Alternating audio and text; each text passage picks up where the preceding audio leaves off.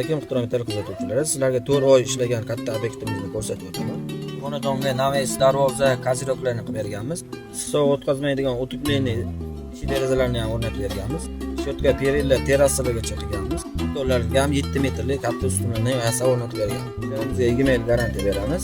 Xizmatlaringiz O'zbekiston bo'ylab aloqachi bo'lasiz.